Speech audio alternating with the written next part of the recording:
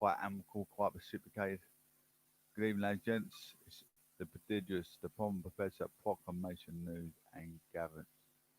Thank you all for tuning in. I thought I'd just live. I like to think of myself a bit of a socialist, a bit of a communist. I like to think I'm quite amicable, quite reciprocated with the audience. What you give is what you get. Um, Also, if you like to approach me with nice manners because we are part of the aristocracy social elite. We do get many callers. We have a few callers this evening, so just make sure you stay tuned. Anyway, just moving on. Thank you for tuning in, whoever that is just come in. So today on Proclamation News and Gavins, I want the democracy to think safety, think first. Do not enter your car under the influence of alcohol or narcotics, making sure you and passengers wear seat safety belts adjacent to the car seat, and babies have car seats adapters adjacent to the car seat also. It's down to you, the driver, to make sure you have the seat belts adjacent to your car seat. Check for speed limits, check for further police speed limits and their actions to slow down as well and pull over if you need be. Traffic road safety, traffic road safety signs, speed cameras. Look out for further road police safety signs and signals, like I was just saying. Also, check your centre and side mirrors before turning into a safe, sufficient choice, and making sure motorists and cyclists are not overtaken as you turn into your safe, sufficient directional choice. Check your engine oil and your engine coolant tank for water, making sure they're topped up in between maximum and minimum level. Check your PSI limits. Make sure you have sufficient air pressure in tyres. Checking your tyre treads, making sure at legal limits, and making sure your MOT is updated. 10 Commandments of the prodigious the Professor at PNG. My YouTube's only getting like around about 20 to 30 viewers every show. I share it on Facebook, LinkedIn, Twitter, and throughout the course of the day, more people look at it and tune in. So I'm hoping to build like Karachi, more people, more subscribers. Really appreciate everyone coming in, supporting us. I'm gonna have a few calls shortly as well. I'm on Podbean, Castbox, YouTube. I want this to be my main priority eventually, and have longer debates. Obviously, I'm in the middle of studying my academic integrity, arts and humanities. So I've got my day jam packed full of things to do. I think people think I just sit here, have an easy ride. I'm studying sometimes 6, 7 hours a day, and then I must admit, if I'm writing and typing all day, I get a major headache. So sometimes I have a siesta, afternoon siesta from typing. I've done many jobs, and this is probably the hardest job I've ever done. I don't know. I am at a minute. Bognor Regis. I'm doing Bognor Regis. Bear with me, ladies and gents. Bear with me. Ah, here we go. That's where I want to be. This is where I want to be.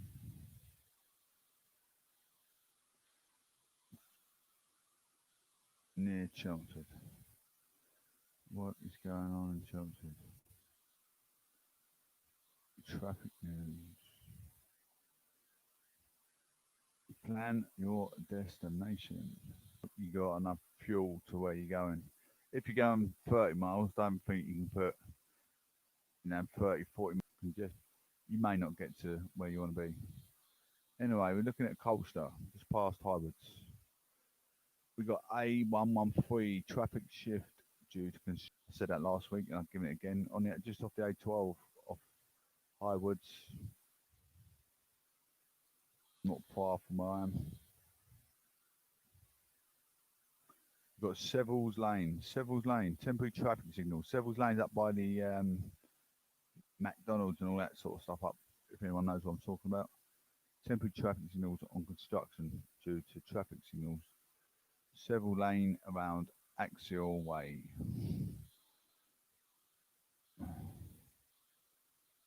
Gonna go up to, hang on a minute, spare me.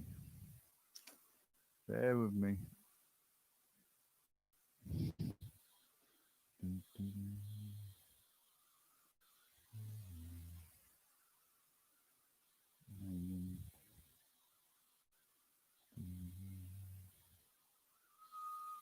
Map's not very good today. Little time.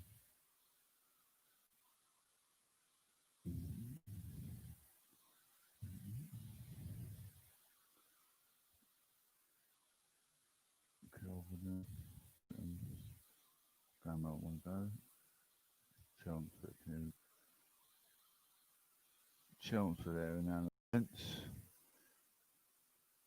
A1016 temporary traffic signals due to construction at park near the grammar school. Of where to go and where not to go near Montford.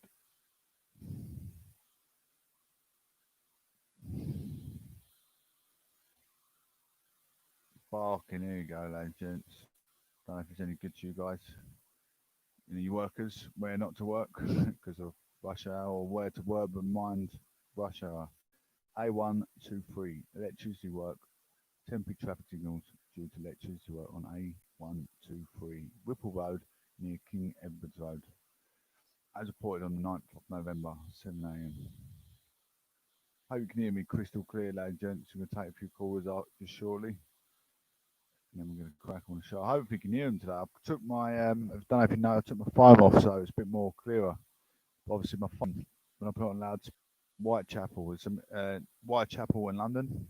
A100, delays of 5 minutes and delays increasing. A100 northbound between A2 Old Bricklayers Arms at the A110. Bishop's average speed is 10 miles per hour. We're going to look at Vauxhall. I don't know if any of you guys are working in central London. Westminster, there you go.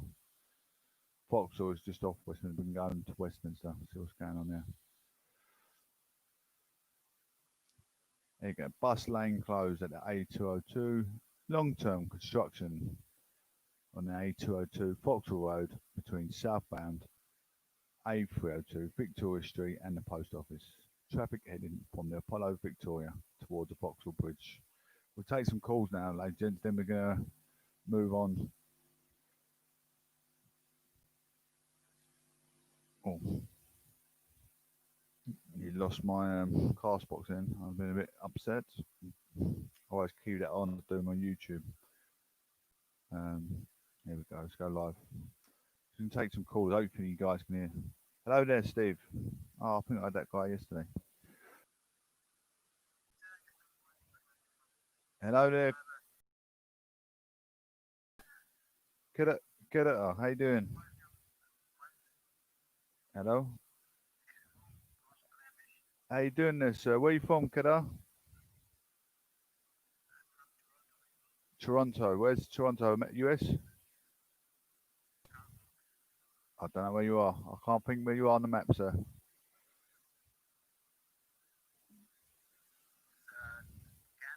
Oh, Canada. Oh, okay.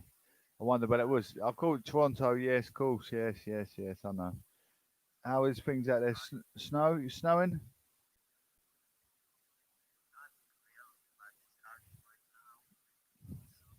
Yeah. I was just I was speaking to a couple of people yesterday. They said it might be snow coming away. So I did wonder if it's. Yeah, I did wonder if.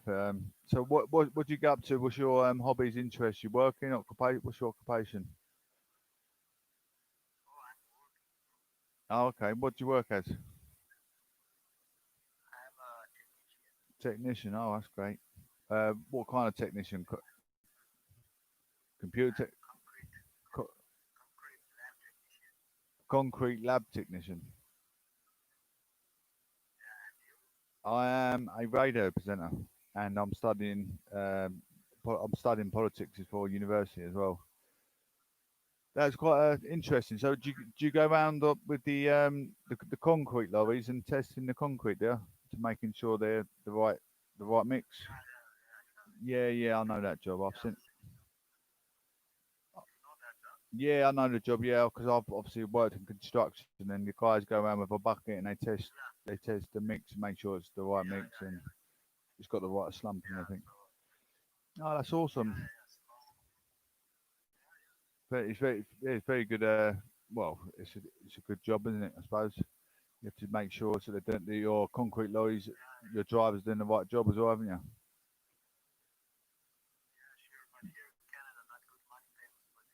No, I, I'm from the UK. It might be worth checking, see how much you get paid for over here, and maybe fly over. Yeah, yeah. I'm not sure. To be honest, I'm not sure how much they pay over here. I wouldn't. I don't know. They must be on about £500 a week. I reckon. I don't reckon a massive amount. I don't think 500. Yeah, yeah. £500 in UK is quite good. Not bad money. It's average. It's it's average.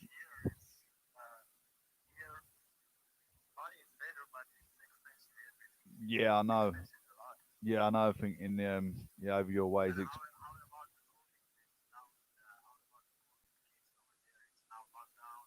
Yeah, yeah, yeah. We're in full lockdown till I think it's the 4th of December. We're coming out of lockdown 4th of December slowly, and then I don't know how long we're gonna be back till we're normal or not. Probably maybe start going back to normal in like February, March, April time. I'm not sure. We've got the vaccine coming out, haven't we, next month? Or this at the end of this month? Yeah, we've got the vaccine supposed to be coming out on the 30th of November. So I don't know. Yeah,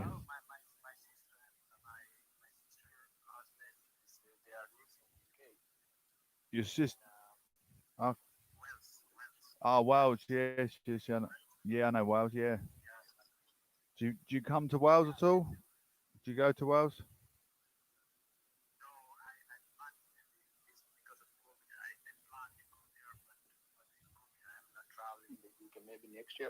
Yeah, yeah, yeah. You will. You like over there. Wales is quite nice, quite an interesting place. A lot of sightseeing. If you do go to. Do you like things like politics and stuff? Oh, okay. Because there's a nice building over there called the Castel Cosh. But in Wales they say it they say it in their language. They call it Castel Coch. That's how they talk. But it's Castel Cosh. It's spelled Castell,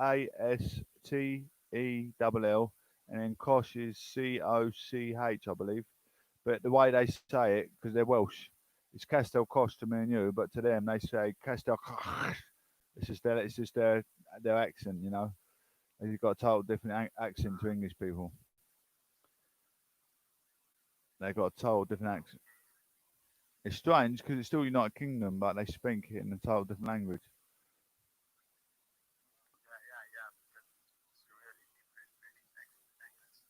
Yeah,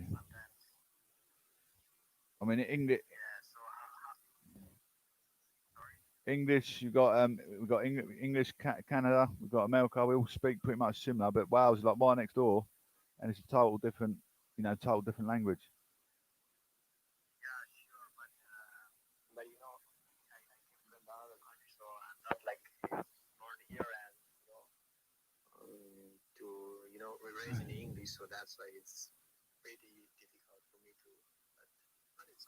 Yeah, yeah, yeah. I can't stand you clear as day. I wish I could talk another. I wish I could talk another language though. I'll be able to tackle more audience when I do my radio, wouldn't I?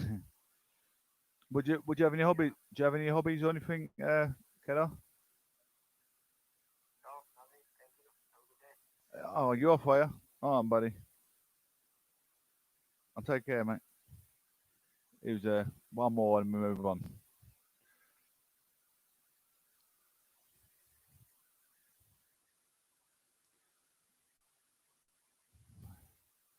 Hello there. Hi, how you doing? Yeah, I'm okay, thank you. I'm doing my cast box on my YouTube, but I thought I'd just come in here and speak to a couple people. Okay. See you soon. Well, I'm gonna leave that for a minute. Leave that alone.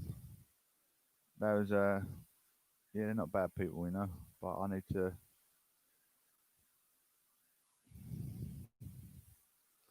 Hang on. Let's just move on for a bit. Thank you all for being patient. I like to bring that into play. Makes the show a bit more realistic. Got quite a bit of food this evening, ladies and gents. If I've got enough energy, I might do some artwork after this. Don't know whether to do it live. Northerners prefer football to ballet. Jake Berry MP says Northerners prefer football to ballet. People in the South of England enjoy opera and ballet, but football clubs are what matter to those living further north, a Conservative MP has said. I didn't know us lot like ballet. I don't. Former Minister Jake Berry made the comparison as he warned Northern culture is being hit by COVID-19. He pressed the government to intervene to save football clubs, but his comments were criticised by the Northern Ballet as it perpetrates troops and cultures in the north of its less value than that in London. The former Northern powerhouse minister compared Accrington Stanley to the Royal Ballet as he insisted action is required for Westminster to help protect clubs that are cornerstone of the communities. Mr Berry, who made the comment as MPs debated support for the economy in North of England, said, first of all, is the hit the Northern culture has taken from this COVID-19 crisis. For many people who live in London and South England, things like this, an opera house and ballet, will be at the heart of their culture. But for many of us in the north, it is our local football club, our Glyndebourne and Royal Ballet and Royal Opera House, or Royal Shakespeare Company, will be Blackburn Rovers, Accrington Stanley, Barrow, Carlisle, or Sunderland.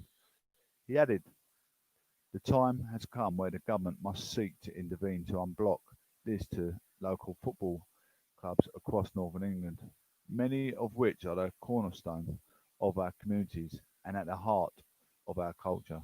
Treasury Minister Kemi Badenoch did not address Mr Berry's football plea in her reply to the debate, acknowledging the North has been a hotbed of energy, ideas and creativity for centuries.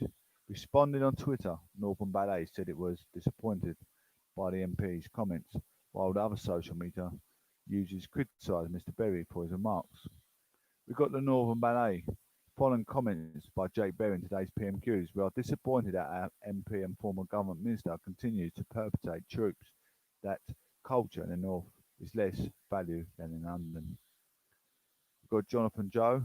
Joe's a conductor. This is not okay from Jake Berry. Some of the country's finest art is created in the north, and people are proud of it.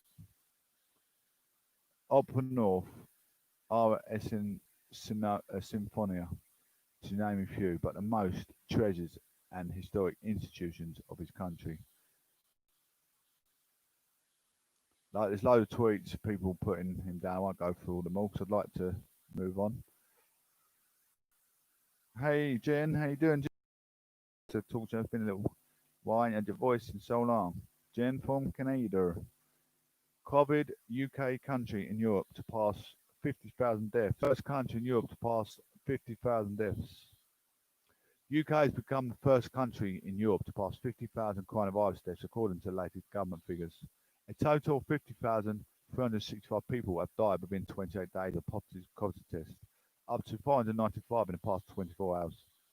UK is the fifth country to pass 50,000 deaths, coming after the United States, Brazil, India and Mexico. Prime Minister Boris Johnson said figures showed, despite hope for vaccine, we are now out of the woods. He said every death is a tragedy, but added, I don't think we got now to a different phase in a way that we treat it. A further 22,950 cases of coronavirus cases were recorded on Wednesday. Government figures show. Thank you, Jen. There have been some 1.2 billion million confirmed cases in the UK since the epidemic began, and more than 185,000 people have been admitted to hospital with the virus. UK's COVID death toll has reached a grim and tragic milestone and illustrates with what a devastating impact the pandemic had done to the country. But one figure cannot tell the full story. The burden has not been felt equally. The biggest factor has been age, with more than 10 deaths for the over 65s. Poorer areas and ethnic minorities have also been disproportionately affected. Deaths from the causes have also risen as people have gone without treatment. The UK has not, on most measures, seen one of the highest death rates in the world. Blame, understandably, has been laid at the government's door. It has been criticised in particular for being too slow to lock down and for its record on testing and tracing. But the UK is not alone in struggling. Similar debates have been had in Italy, Spain, and France. And the sad reality is the figure will keep climbing in the months to come. But there's now, at last, some real hope that the vaccine, looking likely to toll, will be much less next year. The government deaths, the government deaths figures only include people who die within 28 days of testing positive for coronavirus. But two other ways of measuring deaths give higher overall figures. The first includes all deaths where coronavirus was mentioned on a death certificate, even if the person had not been tested for the virus. The most recent suggests there had been more than 60,000 deaths by 23rd of October by this measure. The second is a measure of excess deaths, the number of deaths over and above the usual number at this time of year. Deaths normally do rise at this time of year, but the latest data from the Office for National Statistics and its counterparts in Scotland and Northern Ireland show the second wave of the virus pushed the death rate above the average over the past 5 years. We know at this time of the year, especially in the US, pneumonia alone kills up to 70,000 every year. So, pneumonia is a big thing as well. You've got meningitis, pneumonia, all these big things that kill people anyway. They're not really much shouted about in the news as coronavirus. It does make you wonder, should we just get on with our day like normal, just forget the coronavirus and just move on to the next part of politics? The politics is what the people want to hear, but there's no news like some news, is there? No news like some news. Labour leader Sir Keir Starmer said the latest death figures were a grim mistletoe and criticised the government for being slow in its response to the pandemic during the first wave. He said the government owed it to the families of those who have lost their lives to the virus to get on top of its response to the second wave. The British Medical Association (BMA) said lessons had to be learned. Dr. Shant Nagpal, BMA Council Chair, said, "This is a point that should never have been reached," she added. "Today's figure is a terrible indictment of poor preparation, poor organisation by the government, insufficient infection control measures, coupled with late and often confusing messaging for the public. The government had to ensure that nothing on this scale ever happens again," he added, "with a public inquiry to go every step with a fine-tooth comb. Anti-vax views nonsense. It comes as officials said no decision has yet been made of how people under the age of 50 should be offered a vaccine. The current priority list of people who could get a vaccine in phase one starts with those living and working in care homes, then in stages everyone over 60 years old. But the list of the subject to change, with close attention being paid to how the vaccines work in older age groups, who often have a weak response to immunisation. Attention have turned to how the vaccine will be rolled out to the Pfizer and BioNTech revealed that the vaccine reports more than 90% of people from developing COVID symptoms. The Prime Minister has urged everybody to get coronavirus vaccine once one becomes available, adding the arguments of anti-vaccination activists were total nonsense. Mr. Johnson would be happy to receive coronavirus vaccine. Number 10 has said. On a visit to Tesco Distribution Centre in South East London on Wednesday, Mr. Johnson said it is a prospect of a vaccine and the ramping up of testing wear two big boxing gloves to pummel the virus with, but said neither of them is capable of delivering knock-out blow on its own. This is why the country needs to continue to work hard to keep discipline and to observe the measures we put in. I wonder if Mr. Bojo's ever taken up boxing. So what, you see him in the gym with the boxing gloves on. Does make you wonder, doesn't it? In his former life, in his youth, in his absolute youth, did he do boxing? Restrictions have been tightened across the UK recent weeks in England. New 4-week lockdown started last Thursday, replacing the three-tier system until September.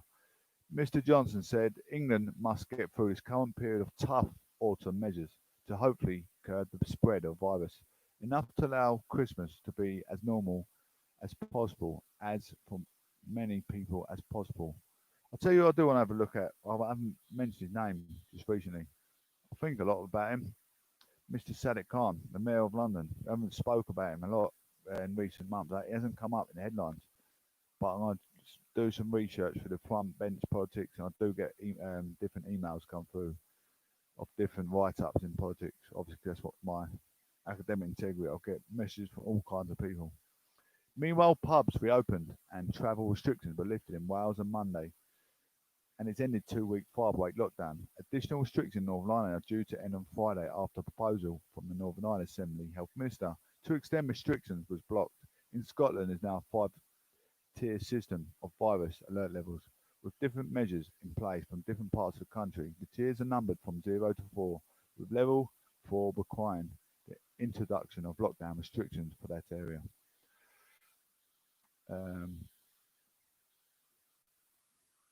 Who's here? Oh, Jen's here as well. Jen's here. She's there. She's everywhere. La la.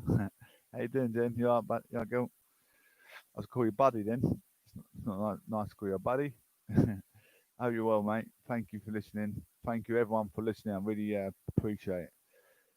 Let's talk about the eco-friendly system. I'm going to talk off the cuff now. I'm going to talk straight off the cuff now. Obviously, my academic integrity is investigating the social world and industrialization, pollution of everything, pollution of the ocean, pollution of the motorway, pollution of industrialization. Why can the government sue you to keep eco-friendly? To keep the sea, if you're throwing diesel in the sea, you need to get fined. If you're spilling diesel on the motorway, you need to get fined. If you're spilling diesel, other chemicals in industrialization sense, you need to get fined because the ozone is going to be the end of Earth. They're saying like aerosol cans, and we know diesel, any fuel consumption is like what contains in an aerosol can, and that is what's going to break the line of the ozone layer. If you do your research, you'll know that, and that's why the absolute sovereignty of the whole land can put these whopping fines to these people that are acting irrational work on a building site as well. Building site, I like to call that industrialization as well. I don't know what your view is on that, but that's what I like to call industrialization. You're on a building site, you're running a machine, a dumper, excavator, forklift, all them kind of machines. If you're not filling them up over the top, using the diesel, using a diesel can, taking it over to a machine with a funnel, and it's leaking over the side. You're letting it leak into the ozone, onto the ground. Ground absorbs all the. I know it's got to take a hell of a lot to, but if everyone's doing the same thing without getting a fine or told off, then no one's going to know any different. It's like children throwing their sweet wrappers at your car. Children have McDonald's and you're not telling them off for throwing their McDonald's wrapper at the car. And you've got every right to be fined. Fly tipping as well. A lot of people fly tipping just recently. Anyway, we ain't got much more to get through, ladies and gents. Probably about another 20 minutes tops. We're going to Pretty Patel, Castbox friends. I've been on Castbox for about a year and a half now. Published Priti Patel. Bullying claim report says PM Standards advisor. She's the MP of Witton. Anyone that doesn't know but knows who Priti Patel is, she's the MP of Witton, constituency of Witton. Witton's not far from me, towards Chelmsford Way. A report into allegations Home Secretary Priti Patel bullied staff should be made public. The Prime Minister's advisor on standards in public life has said former M5 Chief Lord Evans warned that unresolved inquiries into ministers' conduct undermine public trust. A Cabinet Office investigation into allegations about Miss Patel's behaviour was launched in March. She has always strongly denied claims that she bullied staff.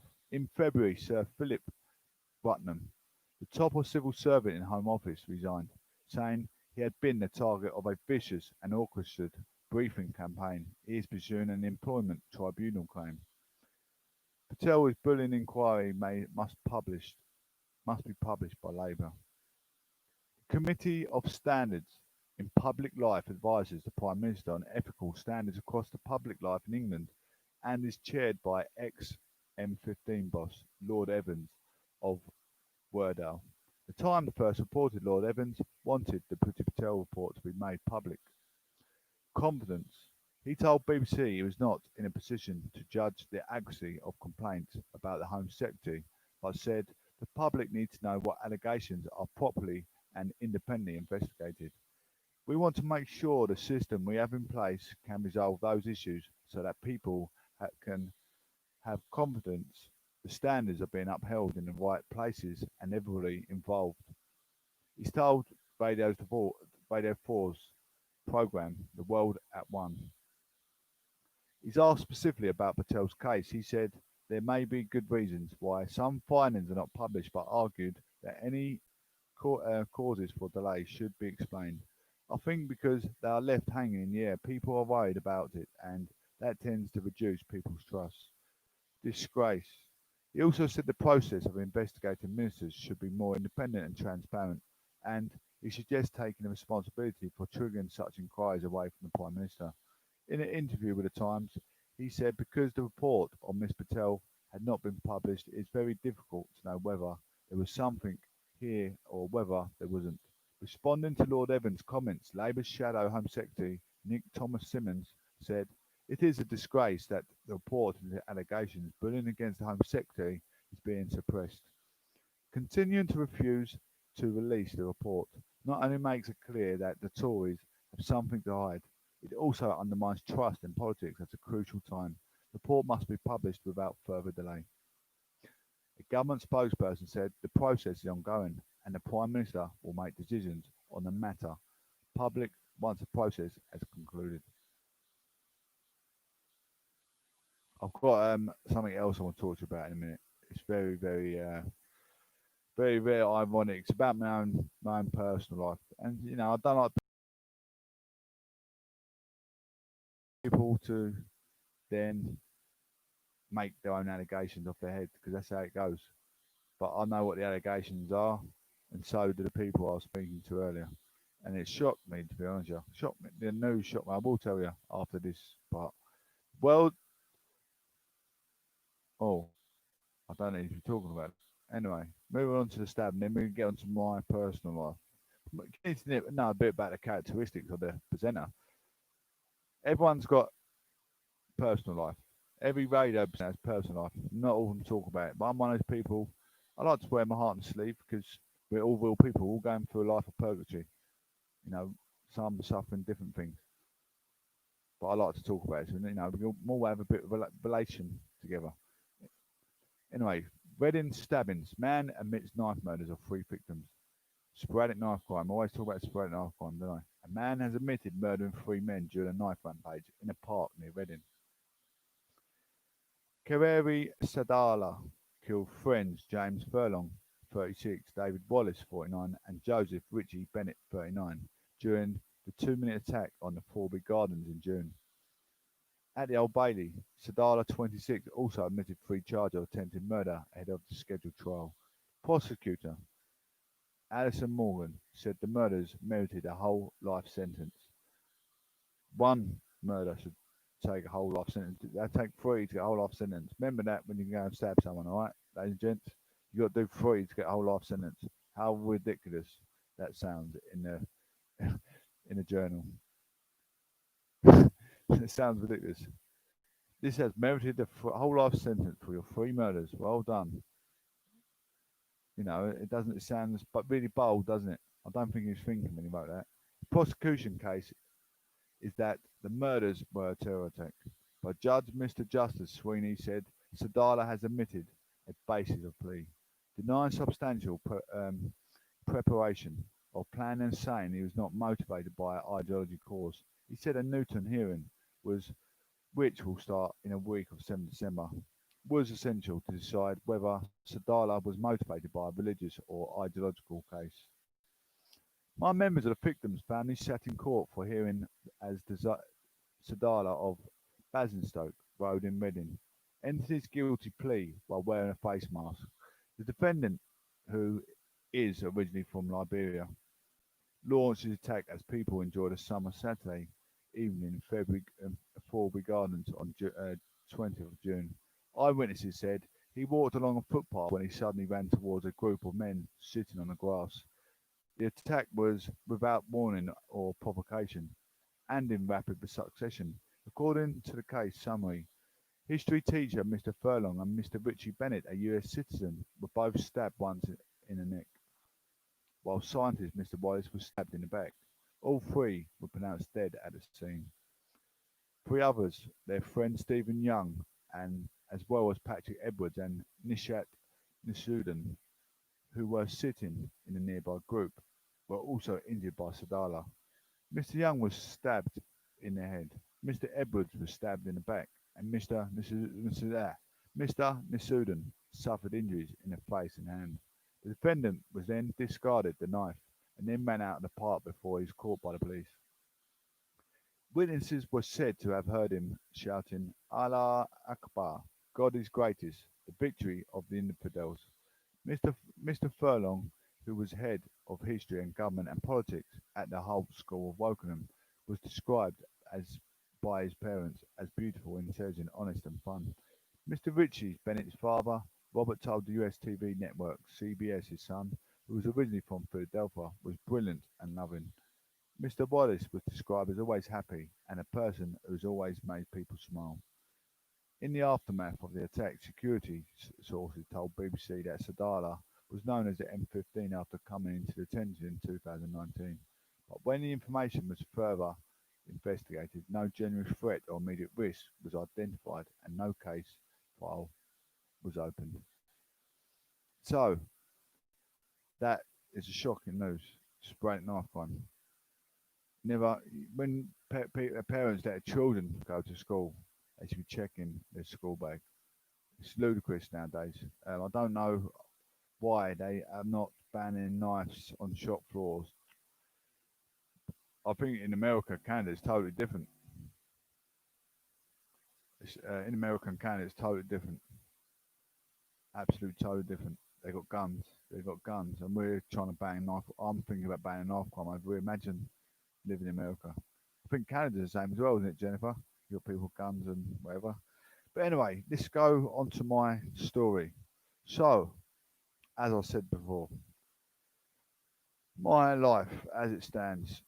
To you guys, you're gonna, it's a bit, because I'm telling you a story, you're gonna be straight on the shock on the bandwagon to press that red buzzer. I don't like the story, but I wear my heart on my sleeve. So, I'm fighting an allegation in court, parental responsibilities, alienated parent. So, as it stands, I won't tell you the full story. You'd be shocked for what the mother has done, but I want to get into it. I want to get into this story. My story now. Yeah. So, stricter laws on guns. Yeah, my story. I'm an alienated father, so I'm fighting. I'm fighting custody of my children. Well, joint custody. Joint custody should never been taken away from me. I was an alienated father from because I was a professional boxer. Professional boxer is etiquette in his job. If I was a milkman, I'll be dropping off milk, but then domestic abuse side of things comes out of the equation because I'm a milkman. Does that make sense? Because an etiquette boxer does boxing to men and punch bags, and you know, with your trainer. It's like if you're trained to shoot people in the army, it doesn't necessarily mean I'm going to go into a town centre and shoot innocent fathers and mums and children. You train for the army. You train for the army. It doesn't mean you can take it out on real life. So this is how it stands. I was in a volatile relationship, not for my choice, not for my choice. It's another question before as well. I put my head in line to support my family, my children, my loved one at the time. She's not anymore because it was a volatile relationship. I put my head in line for a loved one at the time. So how could any woman love a man knowing that he could eat right? Although he's putting a roof over their paying the rent. How could any woman love any man that could die at any given moment in the ring?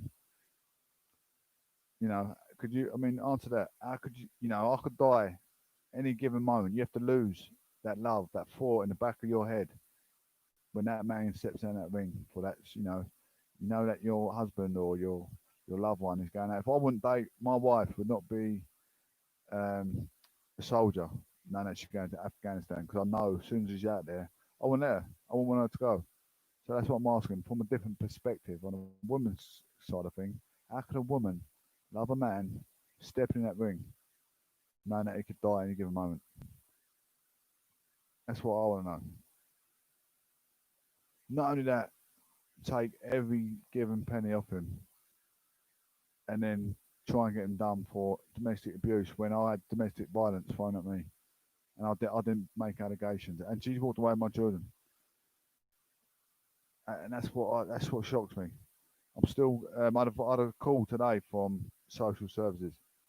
A call from today from social services. Yeah, but you got done for domestic abuse. I think, oh my goodness. At the time when I got done for domestic abuse, which is only shouting, bear in mind, knick-knacking at each other. I had a black eye and the fact that I was so embarrassing. It's really really embarrassing. Yeah, it's embarrassing. I'm still fighting. I'm in court for my. It's the second time. It's the third time. It's the third court in, but she didn't turn up once, and I got the third one. And she might not turn up again, and I've got Christmas to deal with. It's the devastation. And the lady said to me, if you do get to see the kids, we need to see how we're going to tackle it. If the kids want to see you, I said my kids will absolutely fall to pieces if I could get to see them straight away. They would want to come. But if you ask the kids in front of the family after brainwashing them, the kids might say something, suggest something else. But I've been the kids' backbone since day one. I'm not being big-headed, but I'm more pragmatic and accurate than one of their teachers. I'm pretty sure. I sit here day in, day out, educate myself. I'm a good role model to any child. Thank you, Jen. Thank you. Thank you very much. Thank you, all you listeners tuning in. I really appreciate it. How's your little one now, Jen? How's your hubby as well? You doing his laundry? It's usually laundry time when I speak to you about this time. Thank you for all the support, ladies and gents. It's been I really appreciate it. Jen's one of my long friends. We've been friends for radio friends. We are radio friends. All the way from Canada. She's been my friend for about a year and a half now, ain't you, Jen? No laundry today. Oh, bless you. Called in on Castbox, Jen. I'm going to end the YouTube. Do you like that's Parliament above me, look. Parliament of Buckinghamshire Palace. My little sketches. I love my paintings, don't I? But thank you all for tuning in. I really appreciate it. I'm gonna have a short one and get on Castbox. Hopefully, speak to a few. Thank you very much, Jen. I'll speak to you over Castbox. You coming over, Jen? Speak to you later, guy. Ladies and gents, thank you all for supporting the show. Really appreciate it.